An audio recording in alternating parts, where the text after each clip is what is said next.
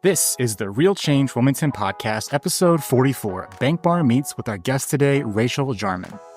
So I'm more than happy to try and educate people on a level that makes them feel comfortable about what they're buying, and that the food that they're buying and they're putting in to feed their family is the best thing that I can provide. What is going on, everyone? This is your host of the Real Change Wilmington Podcast, Dustin Pierce, joined with my co-host, Tiara Harris. Real Change is a positive, constructive, and lighthearted source of local news, events, and resources. And on our podcast, we interview leaders of local organizations to help squash rumors and encourage a greater sense of pride in our community. Today, we have a great episode with Rachel Jarman over at Bank Bar Meets, and she gets into a lot of cool stuff. But before we get into that, quick update. Tiara, how's life? You told me that I don't do enough in my free time, so I joined a volleyball rec league, and now I'm doing that on Monday nights, and we just finished our game yesterday. It's my second game. We don't have practices, but I've definitely improved since the first game. It's coming back to me. Yeah, didn't you sprain your ankle or something? My right knee, I sound like an elderly woman, but I actually had a lot of injuries before, so I'm just grateful that I'm not getting surgery right now. So an injury is normal for me. Nice. What fun socks did you wear last night? Kirby. I wore Kirby socks. Yes, I did. Nice. So what did you do since our last podcast? We've done so many of these recently. Yeah, it definitely seems like that. So my chickens, I have an olive egger that's finally laying eggs. So I'm getting green eggs, which is very ham? Cool. Not ham, just the eggs. That's my cool update, I guess. Also, I got to figure out when to harvest my honey from my bees. If anyone knows, reach out to us, realchange.com/contact. What was your favorite part of talking to Rachel? The whole trope of work smarter and not harder. When she was talking about how she, spoiler alert, realized that it's more efficient to raise her kids, have a part-time job, and just figuring all of that out. She's a really efficient and smart businesswoman, and her business model is successful because she's playing in a niche market, right? She's serving lamb. Yeah, I liked her scientific approach to things. She's very calculated with what she's doing, and talk that she's very community-minded. Definitely Wilmington and Clinton County means a lot to her, being at the farmer's market every weekend. And I like that she took a risk to start a farm, but also did it to prioritize time with her family, and especially her kids growing up. So that was really cool. So without further ado, we'll let Rachel tell you about Bank Bar Meets.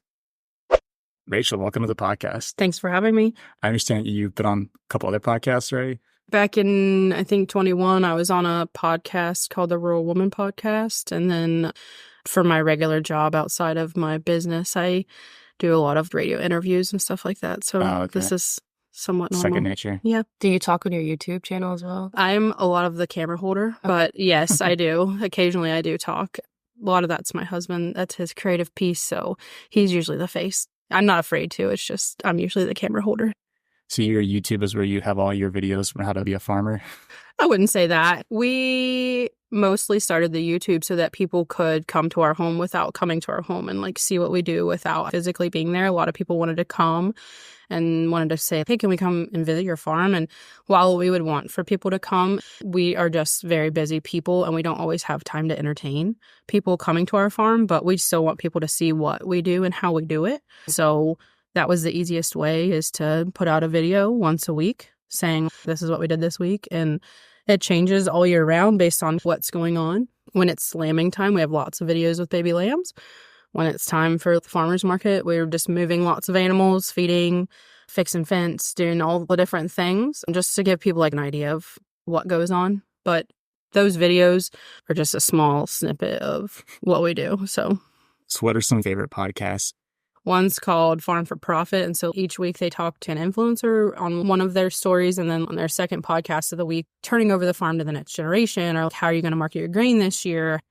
The one that popped up today was about pivots, which are irrigation and watering large fields. I'll listen to it, but it's not necessarily something that would affect me because we don't have pivots around here. Those are more in the western states. There are some places that have pivots, but generally there are specific areas where people farm with pivots.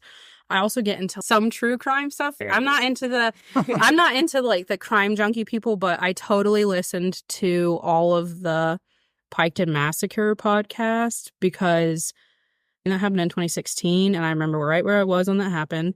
And so I was very interested, and I had driven through there for work, and I was just like, oh my gosh, this is where all that happened at. I don't know about this. So it's called the Piketon Massacre, and there was a family from Piketon that was, like 8 of them were murdered. Where's Piketon? 35 south towards West Virginia, beyond Washington Courthouse and Chillicothe, get on down that direction. Okay. 23 splits off, and it's like the general area down there. So these people out of, I want to say California, did this whole series. It's probably 4 seasons long, I think. But they followed it all the way to like the family going to trial. And it was just interesting to have these outsiders come and then like describe rural Ohio and whatnot and talk about all the happenings. The story was really cool. There's an NPR podcast called Serial. Some of them are like true crime cases, but then some of them are just, did you know this happens to people type stories, which I just find that interesting. Yeah. There used to be a segment on a radio station I would listen to when I was driving to college called What Do You Do? What Do You Make? And for whatever reason, that was super interesting to me. What do you do? How you do it? Type podcast. Was it anybody or like just business owners? No, you could call in. It was on WNCI. I don't know if it's still called that now. It's like the Dave and Jimmy show. They would just have this 3 or 4 minute segment where you would just call in and be like, I'm a nurse. I make this much money. Or I drive a paper route. I make this much money. And yeah. There's videos online. A few YouTubers go up to mansions, knock on these people's doors, and they're like, obviously you have money. What do you do for work? Right. There's also like a TikTok. Like chill reporters. There's a TikTok video that I get fed a lot. They ask them, what do they do? How long have they done it? And what do they make? And if they think they're being fairly compensated or not for their industry. And I find that super interesting. That's interesting. It doesn't ever make me want to like change my career or anything, but it just is. Yeah, it's interesting. So Tira was talking to somebody at one time about their experience of making newspapers. And they were saying one thing that they think is cool is to have like an opinion piece where someone's going to say whatever they want to say. Like those small things like that. It's just cool to hear people's insight about different things, I guess. I feel like that's the old timey gossip where you would post, I think it's this person wronged me and I'm here to tell you about it. You know what I mean? Sure. I'm sure before you had Facebook, where'd you air your grievances? This person is a scammer. Yeah. How would you tell the world about That's a good point. The KFC shorted me one of my pieces in my bucket? Down. We need to get back on topic. Okay, so just tell us a little about your background, your story. So I was raised here in Clinton County, graduated from Wilmington High School. I was raised on a farm. Growing up, my dad and mom raised corn, soybeans, and wheat, and we did 4-H animals. And so that consumed a lot of our summers, raising our animals, getting ready for fair. Kind of once the fair was over, there wasn't much of summer break left. That's kind of where I got my first taste of raising animals. And some of those we kept and then would breed and have 1 or 2 animals maybe born on our farm per year, maybe. That was always kind of cool because then there was always a class at the fair called Raise Your Own. So if you raised it or if it was born on your own farm, county born and bred, those were like a small snippet of people who those animals came from Clinton County or you raised it yourself. That was always cool to me to be in that class and just be super proud of something that I did. And so once I graduated high school, I went to the Ohio State University. That was also something I was super proud of just because both of my grandparents were veterinarians and they graduated from Ohio State. And so both my parents also graduated from Ohio State. So it's kind of a legacy thing for me. My mom and I were supposed to go look at other colleges down in Kentucky. And the night before, I just said, I don't want to go. I don't want to go there. And she's like, are you sure? You know, like we can just go and look and you don't have to go just because you went and looked at it. And I was just like, nah. I just want to go to Ohio State. And that's where I went. And once I graduated from Ohio State, I started working in the ag industry and corporate agriculture, doing just various sales type jobs.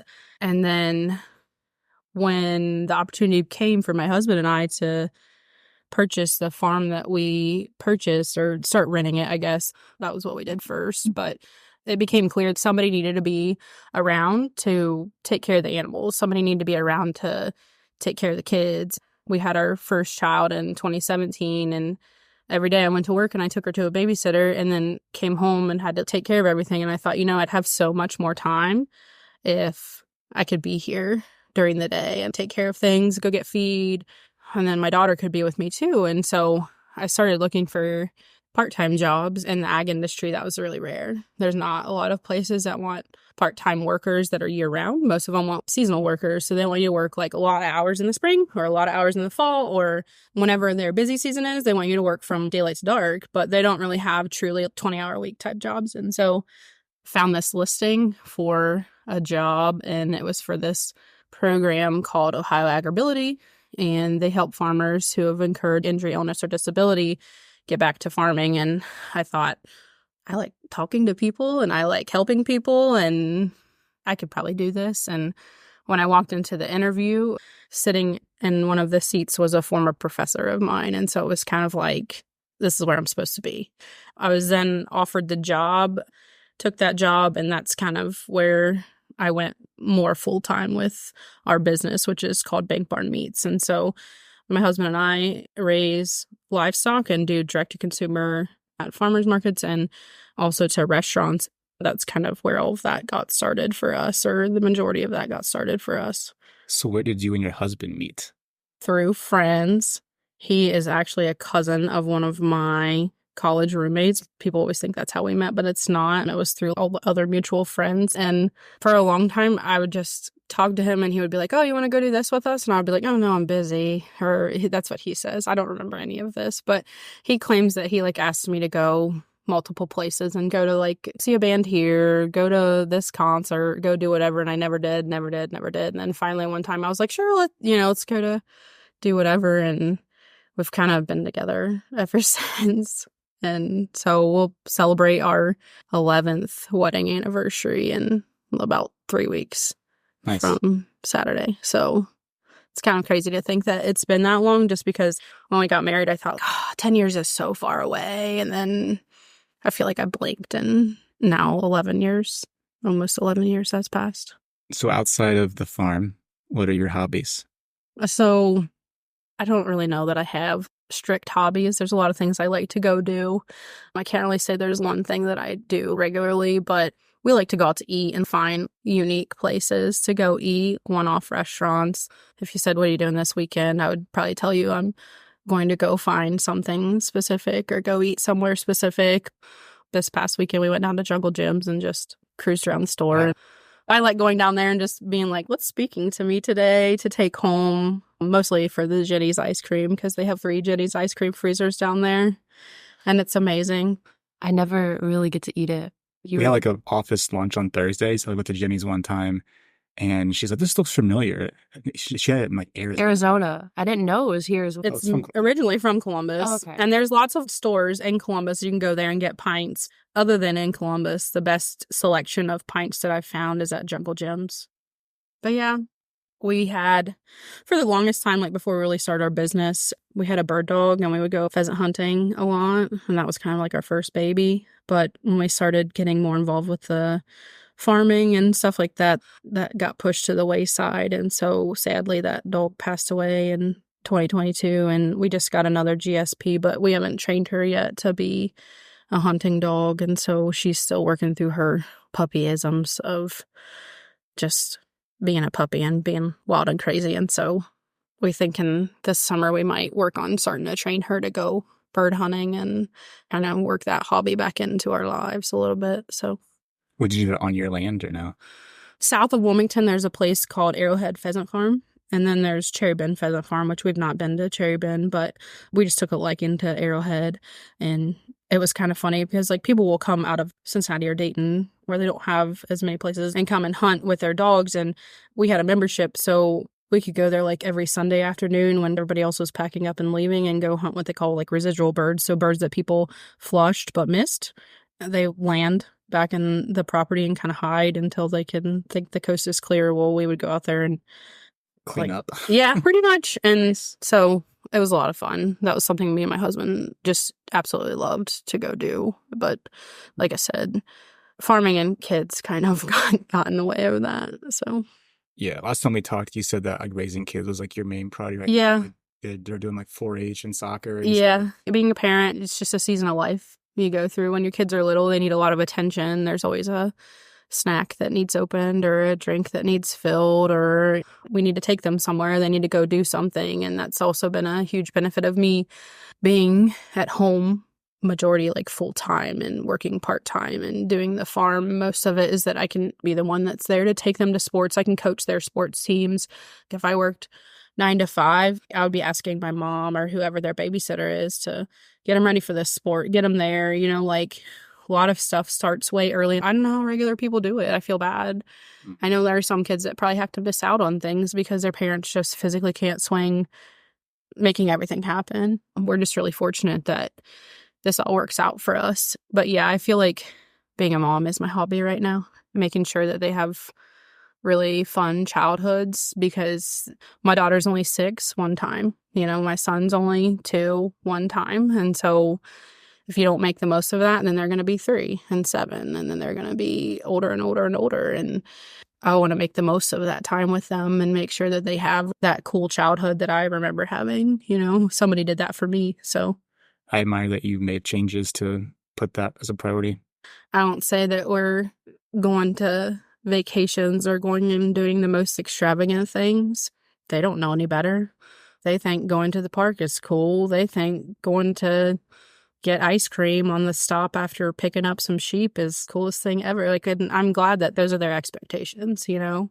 I hope I don't set the bar too high for them, but when you think back on your childhood, I'm sure you have core memories that you're like, that was always the funnest thing that I looked forward to, you know, and they have that. Do you ever go to the little splash park outside the Reds Park on the banks? I have never made enough time to go do that. Gotta go. It's so much It fun. looks like a lot of fun. The kids will love it. It looks like a lot of fun. I've also wanted to go to the carousel down there on the banks and go ride the carousel, but they're putting a new carousel in at Young's Dairy too, so I'm kind of excited for that to open, because that's same experience, but not as far. Right. Not as big of a trip. So last question about you personally, and then we'll get to the barn. What's a defining moment of your life that has helped shape your values and personality? I took an internship when I was in college and went and moved to another state for a whole summer. And I just remember so many of my friends in college being like, I wish I could do that, but I just can't leave. And I'm like, why not? Why can't you leave? It's not permanent. You get to come back. If you hate it, it's 10, 12 weeks gone, you know? And like for me, it was a lot of fun because another friend of mine was off on like an internship where she traveled around a lot, but her base was in St. Louis. And so I was in middle Illinois. One week, made a whole weekend of going and hanging out with her in St. Louis. And then one weekend I went to Chicago, and I probably wouldn't have gone. I rode on the train, the Amtrak train. I would have never done that. Did you like that experience? It was super cheap. Yeah. At the time, gas was like $3+ a gallon probably. And like a ticket to Chicago was $12 one way. That seems just cheap. Driving there would have cost probably $60-$80, and I got round trip. I got to like St. Louis and back for like $20. There was a few years that those Amtrak trains were going off the rails. Yeah, that hasn't happened in a while, though. I mean, overall, I think it's pretty safe. Yeah. That, and they're talking about bringing Amtrak through Cincinnati, so maybe the next few years you might be able to ride from like Cincinnati to Chicago pretty easily. That's been talked for the last 20, 30 years. Yeah. Hopefully it happens, because that would be a lot of fun. Yeah. Finishing college in and of itself was probably a defining moment, just because it was like, all right, what are you going to do? What's your next step? That's kind of entering adulthood, you know? And I don't really think I have one defining moment. Getting married was a defining moment in my life. Having children was a defining moment in my life. You enter another phase with all of your life experiences. The traveling was a defining moment because it helped you realize that you actually liked Clinton County. Yeah, I would say that's very true. I liked being out there, but I also liked being at home around my family. And like, I couldn't just swing into grandma's house and be like, what are you cooking? What are you doing? Hang out for 20 minutes because you were hours away. I would call my mom every day and be like, what's the gossip? What's going on there? And she would like send me the newspapers and stuff. I lived with a family out there just because when I went to Ohio State, we were on quarters and pretty much every other place was on semesters. So I couldn't just sublease somebody's apartment because they would need it back before my internship was over. The family that I lived with, I found them through 4-H, but that was back in the time where people were still having to foreclose on their houses over the airborne leaving, even though it was 2011, still kind of a lot of that was happening. And so the family that I lived with, I remember one of the family members was like, what is all these pages in the back? And I said, that's all the home foreclosures. And I'm like, wow, really? And I was like, yeah, like this big industry left. And so it's trickle down effect of all that happening. And they just couldn't believe the news part was this big. You know, there was pages and pages and pages of foreclosed homes, which was crazy. Pretty sad. So now let's get into the barn and talk about how it got started and a little bit about the history of the barn in your family. Our business is called Bank Barn Meats. Why is it called Bank Barn? So the building that is our logo is called a bank barn. And a bank barn is a barn built into like a hill so that you have a basement area. Our upstairs is our hayloft area. And then the basement part originally in our barn was like a 2 or 3 stall milking parlor and then had an area for animals. And then on the one side, there's what we call like a milk house built. So where they would store the milk before the milk truck would come and get it. And that's now like our feed room. So it's an area that we can keep pretty secure from rodents or whatever and just keep supplies in and stuff like that. And so for our family, it was always referred to as the bank barn. You know, if you talked about like, oh, where's this person planting at today? The bank barn. Where are those cows at? The bank barn. You know, where are you keeping your 4-H pigs at right now? They're at the bank barn. If you were in my family, you knew what you were talking about. And it was this blue barn that everybody knew where it was just because it was in this specific location on the outskirts of Port William. The property backs up to the graveyard and my grandma's house was there. And it was just, that was always what it was called. And so when we went to name our business, my husband's like, well, what do you want to name it? And the barn was blue. And we thought like, well, maybe Blue Barn Meats because, well, if something ever happened to the bank barn, which it did, we would be able to build another barn. We could paint it blue. And I was just kind of like, no, like the history will always be there. We'll always have pictures of it. We'll always have whatever. And so we went ahead with Bank Barn Meats. And so when people drive by, that barn is there. It looks just like the logo looks. And that was something that was really important to me when we had the logo drawn up was I wanted it specific just because I wanted people to be able to identify like, that's it. Where's it located at? Our farm is right off of Gallimore and 71. You cross over 71 going to Swallow Hill. The last road before Swallow Hill, that's the road our farm is on. Okay. Yeah. It's a goal of yours to make your barn a century farm. Century farm, yeah. Yeah. So what does that mean? That means that it's owned by one continuous family for at least 100 years. And growing up, driving around, you always see these signs that say Century Farm. And I've seen them traveling for work that say 150 or 200 years. I had a client one time that their family's farm had been in their family for almost 200 years. But my mom's parents bought the farm in the 60s and 1960s. And so it's already 2024. So we don't have that much longer to see it to 100 years as long as we hold on to it. And hopefully our kids will want to hold on to it as well. But that's just something that I always thought, I just want to keep this in our family. I know my mom's siblings really appreciate that because a lot of them don't live around here anymore. She was one of 5 and only one of her siblings' families still live around here. The rest of them moved away for jobs or retirement or whatnot. And they like coming back and remembering all the times that they had surrounding that barn, different events, activities.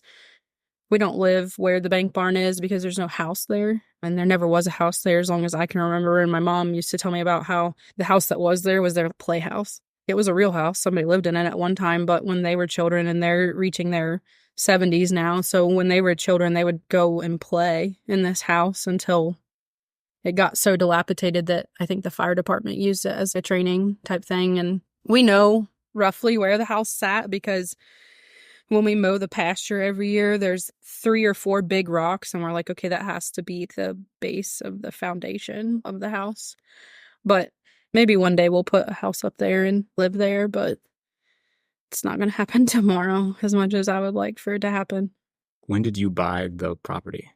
In December of 2021, we were able to purchase it. And so we had been renting it since mid-2018. We rented it off my mom's family. To start the bank barn meats? Mm-hmm. Okay. Yep. And then just paid rent until we were able to purchase it. Now we are the owners. What livestock was previously there? Mostly cattle. When my mom and her siblings were younger, they had a little bit of everything. They had some sheep and some pigs and some cattle, but my cousin rented it for a little while and he had cattle there. And then Some neighbors had rented it after he passed away, and they just had cattle there. And the people that rented it that were not family, they kind of stocked it heavier than maybe they should have. And so that trampled a lot of the grass, and we've spent a lot of time trying to rebuild the integrity of the pastures and stuff like that, because if you put too many cows per acre on grass, then they'll just eat everything, and it doesn't have a lot of chance to regrow. We've spent a lot of time just trying to bring the pastures back to an integrity that they'll work for us. They'll provide what we need them to provide. And you grow a few different crops right now as well. Yeah, so part of the farm is pasture, and then part of it is row crops. And so each year we put out some corn and some soybeans, and my dad helps us plant that. He has all the equipment to plant and harvest. I make most of the decisions as far as what seed we're buying and when we're going to spray and different things like that. But my dad does the planting and the harvesting for us. And then the corn, it's important that we have corn every year just because the bulk of our sheep feed, the base of it is corn. And so we take corn every year to the feed mill, and then we receive credit for that corn. And so that corn is what's used in our feed. And so each year we try to raise at least, like, there's a 6-acre field at our house. One year that was all the corn we raised just because the cost of putting out corn was so expensive, and we were so tapped out as far as funds went to put out a crop that we're like, all right, corn is so expensive to put out this year, we're only going to put out 6 acres. Is it a lot? It didn't sound like that much. Maybe no, that's very minimal. That would probably be the least amount that we would want to put out in a given year. Just like your own sheep then? We probably sold about half of that, 6 acres off. But we need, if you think in terms of bushels, each load of feed requires 1 bushel. What's a bushel, like a stock? When I describe it to people, I say like a laundry basket because it's about 60 pounds, roughly. It's what people have always used. So when you go to sell your corn, you sell it based on bushels, which is an equation. They don't measure them all out when you sell it. It's weight. For us specifically, we know each year we need about 400 or 500 bushels to make all the sheep feed for 1 year. And so we need to raise corn so that we can kind of control the cost of our feed going forward. Because if not, like right now, corn's $4-ish a bushel. But if something crazy were to happen, it could go up to $7. And so if you don't own corn and you can't provide the corn for your feed, now your feed costs go up really drastically, because like in anything else, the feed mill buys the corn for whatever corn's going at, but then they turn around and sell it to the people buying feed at a little bit higher of a cost because they have cost in receiving it, storing it. It can add up. Costs can add up. So yeah, this is a nerdy question. Okay. But tell us about how to buy a farm. For us specifically, we took advantage of a program through the USDA called the First Time Farm Buyers Program. And so when you buy a farm, you don't always see younger people buying farms just because generally they want about 30% down. There's a lot of programs where you can buy a house these days with little to no money down, but you pay like PMI. There's no PMI in farms. So you have to have that 30% in either assets or cold hard cash or something. And it's not 30% of $200,000. It's 30% no, of it's a lot more. Right? Yeah. Here lately, farms in this area have sold anywhere from like, and again, this is probably going to be irrelevant if somebody listens to this in 2 or 3 years from now, but anywhere from $10,000 to $15,000 per acre. Per acre. That's and like a small farm is 100 acres. That's a lot of money. Anyhow, back to how we bought our farm. So through the USDA, there's a program where if you've only been a farmer for 10 years or less, they consider you a young farmer. So you could be 45 years old or you could be 25 years old. And as long as you've been a farmer for less on paper, on taxes, as long as you've been a farmer for less than 10 years, you can apply for specific programs that they have that help people enter farming as a career. For us, that meant we only had to put 5% down for the farm versus that 30%, which is just such a big undertaking. You still owe all of that money. It's not a grant. It's not for free. It's just a different structure. And so that's kind of what really helped us. Just super thankful for that, just because our loan officer said, hey, listen, the interest rates are going to get ready to go up. We're being told that, we're being forecasted that. And at the time, my husband and I were like, we don't know if we want to buy it right now. We'd kind of like to buy it, build a house, build a barn, do all these things, like rip the Band-Aid off all at one time. And he goes, no, please don't. He's like, buy the farm now. We'll figure everything else out. And we're really fortunate that he gave us that advice, just because if not, there'd be thousands of dollars in strictly interest that we would be paying if we were to buy it at a higher interest rate. If you so, property taxes just went up, and they just reassessed property taxes. And I had a moment about that when the bill came to my house, just because when we bought it, it was like, oh, this isn't so bad. And then all these farms have been selling for more money. So they reassessed the houses too. You know, I mean, it wasn't just us. Countywide, it happened. I think nationwide, it happened. A lot of people were seeing their house payment go up because their taxes are included in their house payment. But for me, they're separate. I don't have it in escrow per se. But yeah, the last year, the taxes did go up.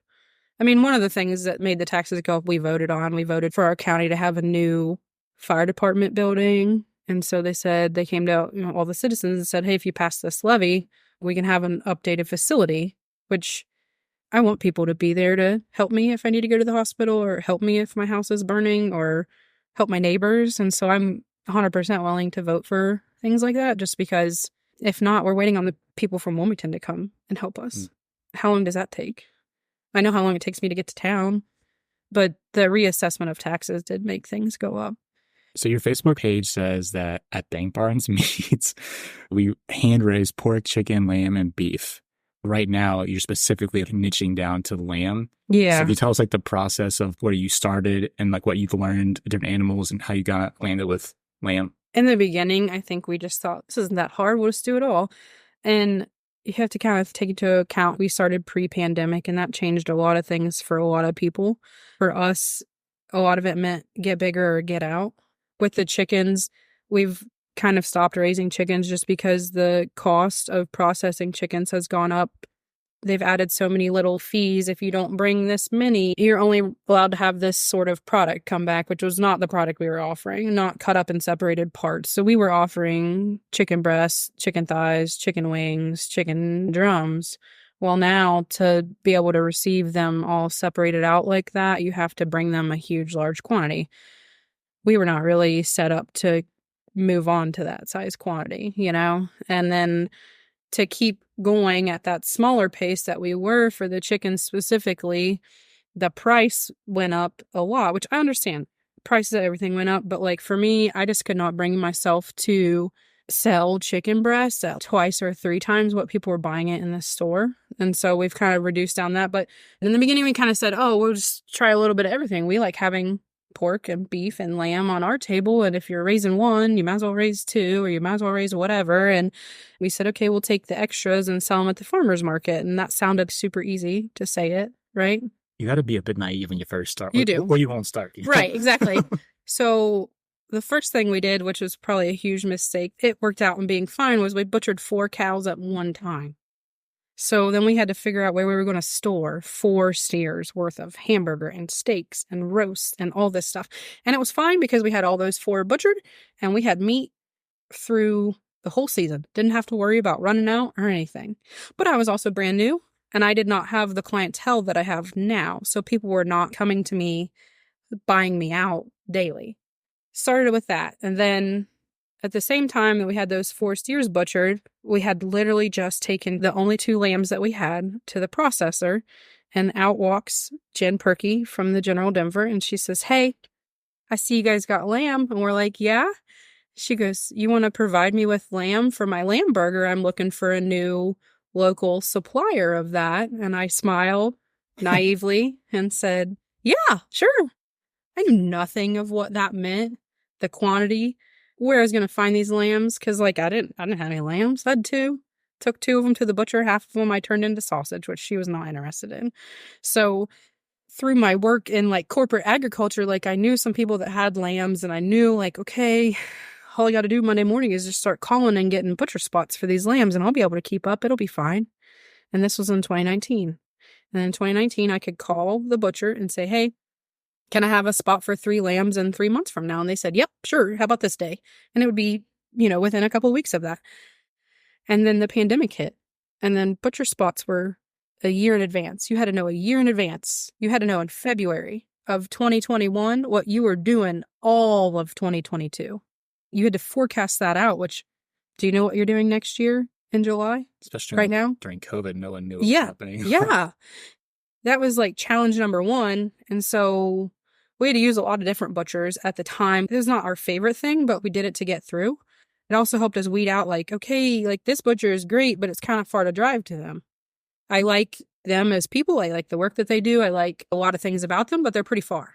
Then it's like, okay, these people are close, but like I don't like their packaging, or maybe I don't like something about them, whatever. And then it's like, okay, well, these people are super close, but they're really expensive. So it's like the closeness versus the costs worth it? Maybe not.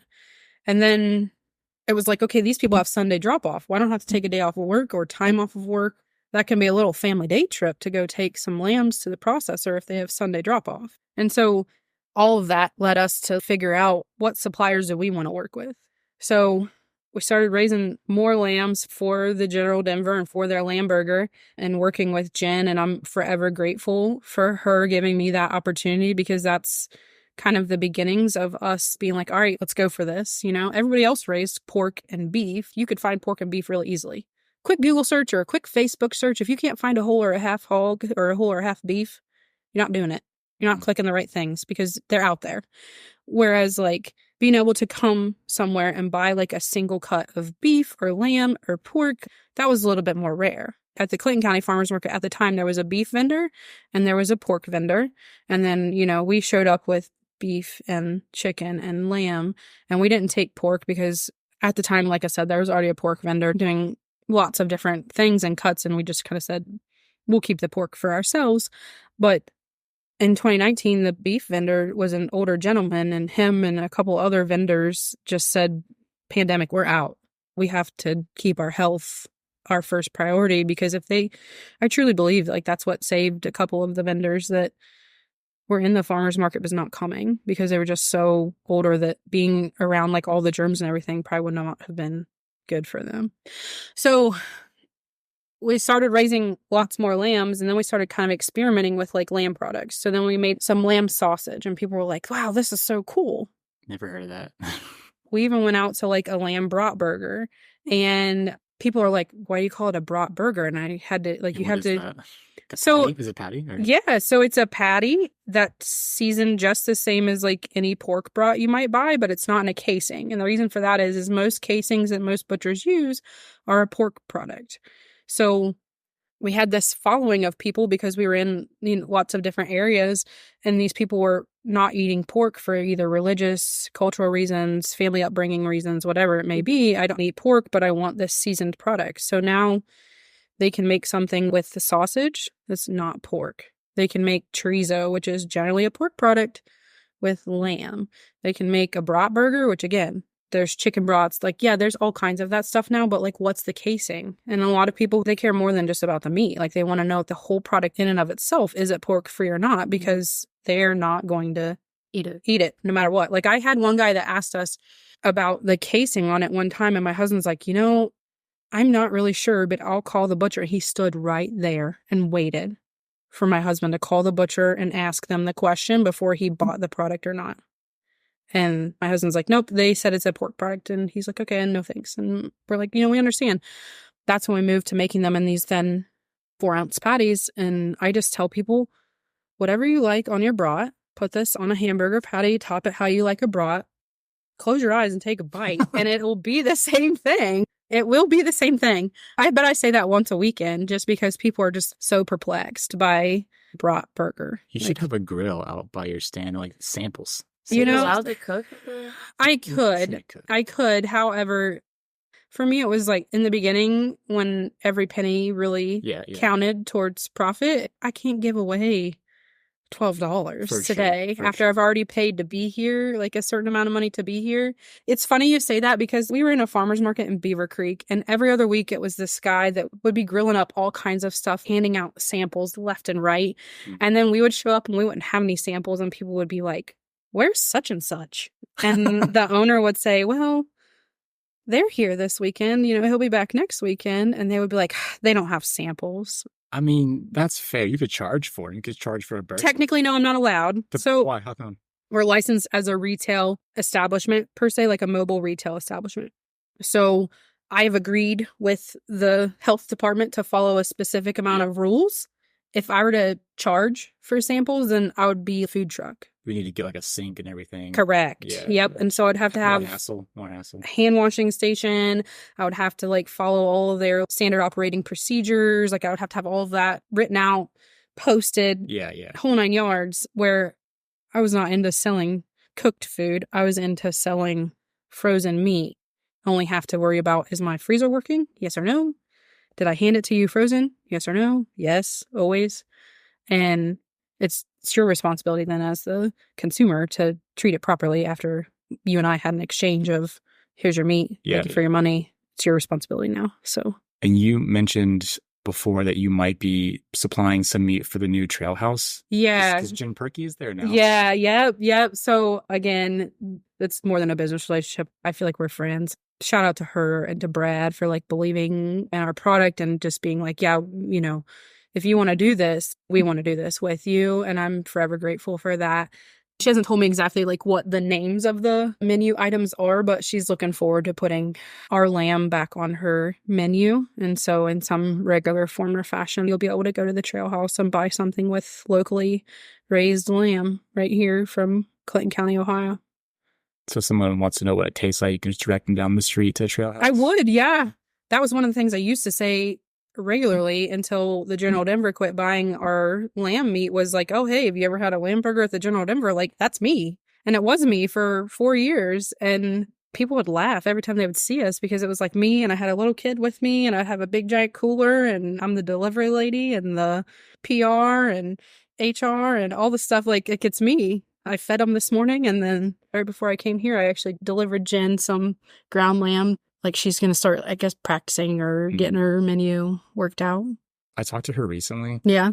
She was at a career fair, and I was like asking her about the new menu, and she's like, oh, we don't know yet. I'm just like, in my mind, that's so crazy to think you're opening a restaurant, you're investing all this money, and you don't have your I think the most important thing is the menu, but you would think that. But... Oh, no.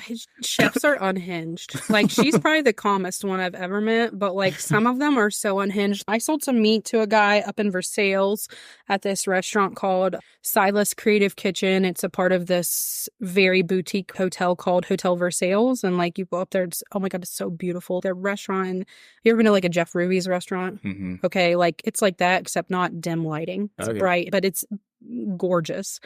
So quality is probably our main thing. We're not really willing to sacrifice quality for cost of raising the animals. So like if it costs us a little bit more to keep the quality that we have maintained up to this point, we're going to do that.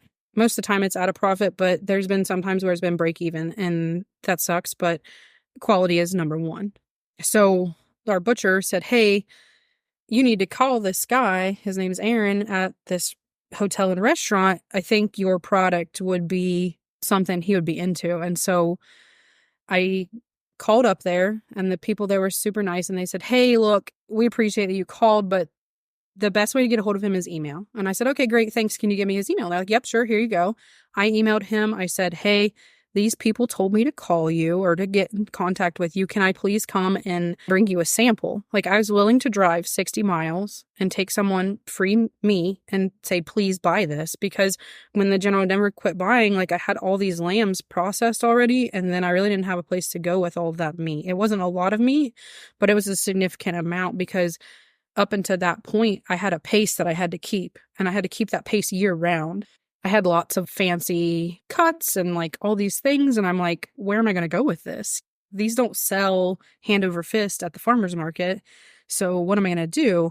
So I got a hold of him. I said, hey, I'll be up that way, which I was going up that way for work. So I was like, all right, it's not just a complete bust of a trip. Like I have something else to do. Yeah, it's kind of out of the way, but I have something else to do. So I went up there. I walked in right as they opened and I said, hey, I'm here to see the chef. And this lady goes, are you sure you have an appointment with him? And I was like, isn't this his phone number? Yeah, I do. And she was like, okay. And then immediately about that time, he's like, hey, I'm running like 5 minutes late. And I said, okay, cool. Like I'm here. I'll just hang out. And so I just sat at their bar with my bag of meat that I was ready to give him. And I was like, here you go. Here's a free product. I probably gave him like $100 worth of meat. And I was just like, please let this go the way I want it to go. He looked at the meat and he's like, wow, this looks really great.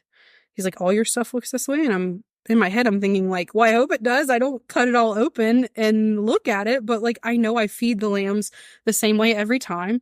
Everybody gets the same treatment. Everybody gets the same hay and the same feed. And to date, that has yielded, for what Jen Perky says, a consistent product, which is what we want in the end. You know, people come and rave to me that they never had lamb before, but they tried mine and it was great. And they were willing to buy more. So like, I like it, but I'm going to be biased. So I had that meeting and he called me one Sunday night. We were at a 4-H meeting. He's like, hey, you still got those racks of lamb? And I'm like, yeah. And he's like, how many do you have? And I'm like sitting here going, okay, I think I have like 15 or 20. He goes, okay, can you bring me 10 tomorrow? Sure. Let me drop everything that I'm doing. But it was like, I want this relationship with someone. So sometimes you'll just like kind of drop whatever you're doing to make it go.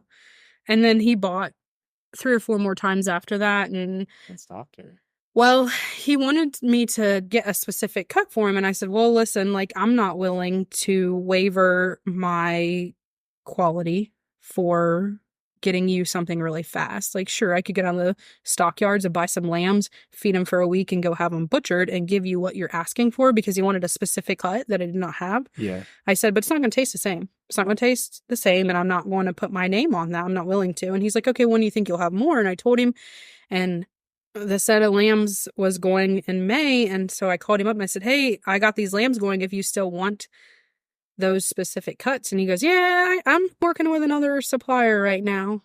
And so you just kind of have to say, okay. He's like, we'll keep in touch. So I'm assuming like it's business. Sure. Yeah. I mean, I'm probably more okay with it now because like I'm more used to it. But like in the beginning, if I would have bought those lambs like on this whim of that he was going to buy them, I would have been mad. I'd have been so mad. But I've gotten a bit more used to like how chefs operate. And people told us in the beginning, they're like, oh, just so you know, when that chef leaves, like you're probably out too, because they're the ones making a lot of decisions and they're right. Yeah. My relationship with the General Denver was all but cut off when Jen left. So. But you survived. I did. A lot of good things came out of that though, too. So I raise chickens and bees, and I have some funny stories with that. But I'm sure you have funny stories too. So what are some funny stories with your animals that you can share? A lot of it is me and my husband, like looking back, laughing. At the time, it was not funny, you know? But looking back, we're like, oh my God, can you believe we did that? Ha ha ha, you know? Our first set of hogs, when I was in 4-H, like we got the pigs out and we worked with them a little bit. And my dad built us this little ramp that was like right up to the trailers. The pigs didn't have to jump and it was super nice and everything. And anytime I loaded 4-H pigs, we just got the ramp out, you know, and we set it up and we went. So time comes, take the pigs to the butcher. We get the ramp out. It's 6 o'clock in the morning because I was planning on doing this real quick. Steven was going to take them and then I was going to go on to work. And those pigs were like, we are not getting on this trailer. And we tried and tried and tried, and they just would not get on the trailer. And so when we ended up having to like call my dad. And so from that day forward, my husband's like, I am looking for a pig mover, but we now have a little pin that goes on the back of a tractor and the pigs can walk on it at ground level. And then the tractor lifts it up like with its 3-point hitch. And then you take it over to the trailer and you put them at the same level. So all they have to do is walk on and they don't have to go up a ramp anymore. I swear every year I say this. Oh, I've seen it all at the farmer's market. People's outfits, what they bring. I've seen birds in backpacks. I've seen cats. I almost did that, but I was above that. Cats on leashes. I've seen ducks in a stroller. That's kind of cute. Pushed around. One of my cousins, her husband's a restaurateur, and his thing was like, I never correct people on how they say my last name. And so I kind of adopted that. And I won't correct people on how they say chorizo because I know what they're talking about. You don't need to make someone feel stupid for how they pronounce something. Just some of the questions and misconceptions people come to me with at the farmer's market. Like, I'm appreciative that they're asking me, but like, you can't believe everything you read on the internet. Come and confirm it. I try my best not to ever make someone feel like the question that they're asking is dumb or anything like that because I want them to learn. They don't know what they don't know because they don't want to farm or they don't do this every day. And I do know. So I'm more than happy to try and educate people on a level that makes them feel comfortable about what they're buying and that the food that they're buying and they're putting in to feed their family is the best thing that I can provide. That's the thing that I always was like, I want to provide the best quality meat that I can to my community because they're choosing me. They're choosing to spend their money with me over Kroger or Whole Foods or Walmart or wherever. And I'm appreciative of that. If they wouldn't choose me, I wouldn't be in business. So There's some stigmas that we talked about before about like things people see on the internet or on Netflix. Can you like address some of those things? probably one of the things that comes to mind most often is there'll be like a Facebook picture circulating of 2 packages of ground meat side by side. And the main difference between those 2 packages generally is number 1, fat content, and number 2, size of grind. So like when you buy from me, the ground beef is going to be like a coarser ground than what you see in the store. So the little holes that is on the grinder that they use to grind it is bigger than like the holes the meat is ground through at the store. So like size of grinding. And what that does is if it's smaller, the meat and the fat are more incorporated when the grind plate is smaller. When it's bigger, you can kind of see the meat and the fat is still, I don't want to say it's separated, but it's just visibly it looks different. So like people will put those side by side and be like, look at this. The store meat is trash. No, it's not. What you're buying in the store is safe and it is healthy and it is just fine for your family if that's the choice that you want or have to make. I think it's awful that people that are specifically farmers will say like, oh my gosh, look at this. The stuff you're buying in the store is trash. No, it's not. Do not make people feel bad about the choices that they do or have to make. To me, that is just number 1 customer service thing. You should never do that. But number 2, at the store, you have all these options as far as like you could buy 80-20, 90-10, 73-28, whatever. You can buy all these different fat contents of meat, and mine is 1. And that's pretty lean. My meat is generally somewhere between like 85-15 and 90-10, which is 90% meat, 10% fat. And so when people try my meat, it's also from 1 cow. And when you go to the store, the ground beef is everything that went through the processing plant that day. Well, those animals could come from a lot of different farms and have a lot of different diets. So the meat quality is just going to be different than mine, which ate 1 single diet. They all eat the same thing. Whereas at the store, you might pick up this package of meat and that was fed lots of grain. The next one over might have been fed brewer's grains, which is like the byproduct of making beer. Or they might have been fed barley or some sort of additive in with the corn or whatever is available to that farmer. Each product has a value as far as people look for is like carbs and sugars and fats and things like that. And so animal nutritionalists can tell you based on what's available to you in your area, you can use these different products to reach the same nutritional value that you're looking for. For us, we give our cattle a little grain-fed diet and supplement to their grass, but I would say they're mostly grass-fed with a little bit of grain. They're not traditionally grain-finished just because we have a lot of the grass available to us, so why not use that? What about like medication and stuff? The main question I get a lot is, have your animals received antibiotics, growth promoters, or hormones? And specifically on our farm, we do not use hormones. Hormones are used in larger scale production to make meat affordable. They kind of help the animals grow faster.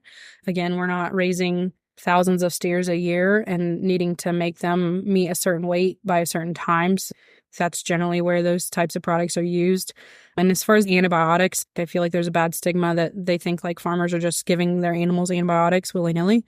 Anytime an animal on our farm gets a treatment, it's because we have had a conversation with our veterinarian about the health of the animal, and we feel that the animal is not feeling good or presenting signs of saying that they have something wrong with them and they need medical attention. Like if you had a broken arm, would you just walk around with a broken arm till it healed, or would you go seek treatment? And like the humane thing to do is to give the animal an appointment with a doctor if they need that. Or in our case, they don't always come, but like we're having a conversation with them like, hey, this one's presenting signs of pneumonia. They need treated.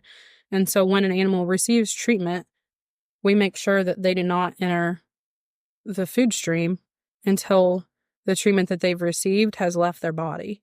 Sometimes that could be 30 days. Sometimes it could be 45, 90, depends on the medication they need to help them overcome whatever illness they have. But most of the time, the animals that I've treated on my farm are like my breeding stock that are not even going to the food chain right away. Our lambs do receive, it's called a CD&T shot, but it's generally like the same thing as a tetanus shot because we dock their tails for cleanliness. If not, I don't know if you've ever seen pictures of fly strike, but that's why you dock tails on lambs, is because if not, manure gets stuck in places you don't want manure stuck, and then that's where flies like to breed and lay their eggs, and then again, inhumane to the animal.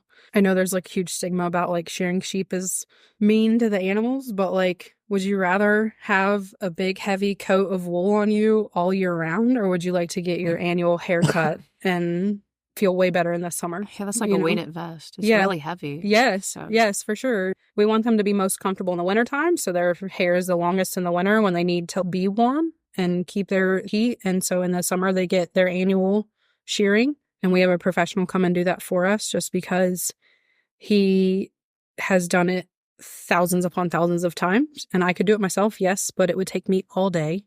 And again, the humane thing to do is let the professional do it. So the shear comes in about 3 or 4 hours. 40 sheep are sheared and have professional haircuts. And I don't have to have a domestic with my husband about how fast it took us to get this done. Wow. So what keeps you passionate about the farming and stuff and that piece of your life? Because you could just do your day job and forget the whole... Giving my children life of being on a farm. I feel like they know so much and they've learned so much. And for 6 and 2 years old, super hard workers by just virtue of being there. My daughter could tell you so much stuff about sheep, and she is 6 years old. I remember going to someone's farm and buying some sheep one time, and her son was telling us about how he had to birth some lamb or like help you have her babies. And I'm sitting here thinking, like, you're 10. How do you know all this stuff? And I just kept thinking, like, how am I going to teach my daughter that? And all I had to do was include her. She just had to be right there. She has learned so much. And just being able to just go outside and be outside with nature and be outside with the animals and take care of them. And that in and of itself, watching her flourish and just get excited about those things too is awesome. Second, the people that come back and tell us how great this meal was that they had when they bought meat from us. We bought this when we celebrated Father's Day, and it was so good. Like, we have to have your blah, blah, blah, whatever it is. We have to have that for our blank birthday celebration. We're grilling out steaks for our anniversary. And like, that is so special to me that people want something that I produced to put on their table for some monumentous event. And that's just amazing. Or like, people say to me, I won't buy meat at the store anymore because yours is so much better. You know what? Thank you. Thank you so much. Like, that means so much to me. A lot of it, what keeps me going, you know? And again, the average age of the vendors at the farmer's market is becoming younger. But when we started, we were the youngest by like 30 years. And who's going to keep that going? You know, if younger people don't start doing that, who's going to keep the farmer's market going? Because eventually those people are going to retire or can't or won't do it anymore. And then what? You don't have a farmer's market if you don't have any vendors, you know? For me, just keeping that place for community to happen and for people to come and shop and have a local option to do their shopping every week. I think that's a lot of work every Saturday to commit to that super early. And yeah, I mean, probably... Thank you for doing that. It is fun to come to. Probably for other people, it might be even more commitment than it is for me. I mean, like, I'm not baking and I'm not picking vegetables leading up to it, but like, I still have to load my freezer and I still have to make sure that I do all the things on the back end to be there. I'm just so grateful that the amount of people that do come and support the farmer's market every week. The last question I'll ask you is, what's a piece of wisdom or a quote that's helped guide you that you like to share with other people? I guess I kind of have two things. The first one is, the answer is always no unless you ask. And you don't know how many places I have asked, like, hey, I raised this really high quality meat. Would you like to have it in your restaurant? Would you like to do a feature? Would you like to do this? I see you're already using lamb. Like, come on, pick local. And that has worked out sometimes for me. And then other times I've been left on red. They don't respond whatsoever. Yeah. They don't even give me the time of day to bring up a sample. They don't give me no thanks. We don't need that. We don't want that. Nothing. They Sure. just don't respond at all. And that's fine. When you pick me and when you choose my meat to put in your restaurant or your store or whatever, you're choosing local. I'm forever grateful for the amount of people that show up every Saturday and choose to shop at the farmer's market and eat locally produced goods, because if it wasn't for those people, then my business wouldn't keep going. A lot of other businesses at the farmer's market wouldn't keep going. The other thing that I would always say is just choose local. Even if you are shopping at Kroger, like there's people that live locally that work there. They have a job because you shop there. There's people that own businesses locally. Those businesses are able to continue because you shop there. You support them. And just for us, like I said, I don't know that I'd ever have raised the amount of lambs that I would have raised if it wasn't for Jen Perky marching herself out of the General Denver and saying, hey, I need somebody new. But here I am, and I love it. I didn't think that I would want to raise lambs, but like I have learned so much, improved so much about our operation and myself and how I handle things. And it's taken some time. We look back and we're going, whew, that was not a good decision. This year has gone so great for us because we have learned from everything that we have done, and we've applied the good, and we've left the things that aren't so good behind. And this year, I'll probably be able to have produced almost all the lambs that I'll need for the whole year. I've used to have to buy in lambs to be able to support my demands. And I mean, to be able to now produce them all myself, how cool. That was always the goal, was to get to be self-sufficient. Here I am, a lot faster than I ever thought. You stayed persistent. So the quote was, the answer is always no unless you ask. Yeah. Yeah. I mean, if you never ask someone if they want to have your product there, the answer is no, you know? I've been surprised at that too. Like we asked to put our newsstands in Fiesta and Kroger and Sam's, and there were some challenges with some of them, but most of the time it was yes. It wouldn't happen unless I asked. Right. It wouldn't be there. Persistent too. Kroger was at first no, and then there were yes, and it's like, you gotta stay persistent. And that's how things work out. So that's awesome. I agree. Well, we talked a long time, a very long time. I can keep talking too. I know you can. You're going to have to come back again. We're going to do a follow-up. The sequel. Yeah. All right. So to end, just how can people contact you or get in touch? We're at the farmer's market every other weekend. You can find us on Facebook, Instagram, and if you search Bank Barn Meats on YouTube, you can have over 100 videos of things that we're doing on our farm. Some of them might be a little repetitive, but my husband tries very hard to make sure it's a new topic every single week that comes out. If you want to buy our meat, just come to the farmer's market. We have a couple of dates in August that we won't be there, and then we'll be back again every other week after we finish our little beginning of August hiatus. But if you can't find me there, you're always welcome to email me at bankbarnmeats@gmail.com, and I can try and find you in Wilmington in a Kroger parking lot or something. And I'm always willing to try and make it happen for anybody. So there are some places that sell your meat though too, right?